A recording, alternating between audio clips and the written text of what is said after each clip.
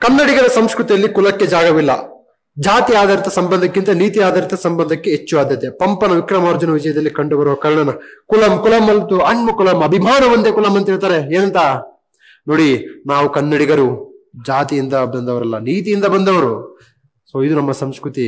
So ಭೀಷ್ಮನಿಗೆ ಪಟ್ಟಾಭಿಷೇಕ ಆದಂತ ಸಂದರ್ಭದಲ್ಲಿ ಕರ್ಣ ಹೇಳ್ತಾನೆ, ದುರ್ಯೋಧನ ಹೇಳ್ತಾನೆ, ಹೇ ದುರ್ಯೋಧನ, ಆ ಭೀಷ್ಮನಿಗೆ ಕಟ್ಟಿದೆಯಲ್ಲ ಪಟ್ಟ, ಅವನಿಗೆ ಏಜ್ ಆಗಿದೆ, ರಿಟೈರ್ಡ್ ಆಗ್ಬೇಕು ಆಕ್ಚುಲಿ, ನಾನು ಓಪನರ್ ಅಂತಾರ.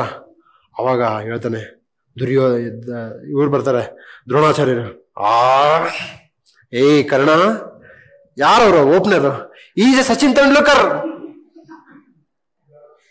ಅಂದ್ರೆ ಭೀಷ್ಮ ದೊಡ್ಡವರು. ನೀನು ಸಿಂಹವನ್ನು ಮುದಿಸಿಂಹ, ಅರೆಸಿಂಹ ಅಂತ ಸಿಂಹ ಅಂದ್ರೆ ಗೌರವ, ಕಾಡಿನ ರಾಜ.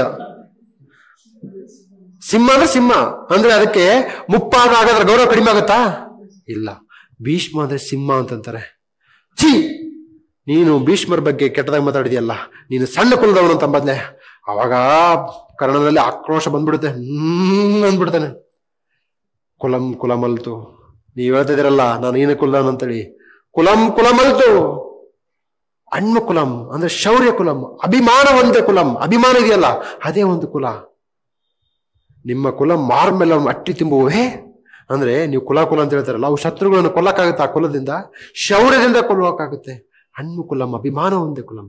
ಅಂದ್ರೆ ಪಂಪ ಏನ್ ಹೇಳ್ತಾನೆ, ನೀವು ಕುಲವನ್ನು ಬಿಟ್ಬಿಡ್ರಿ, ಅವನ ವ್ಯಕ್ತಿತ್ವ ಏನಿದೆ ಅದನ್ನ ತಗೊಂಬನ್ನಿ. That is the beauty. ಅದು ನಮ್ಮ ಸಂಸ್ಕೃತಿ.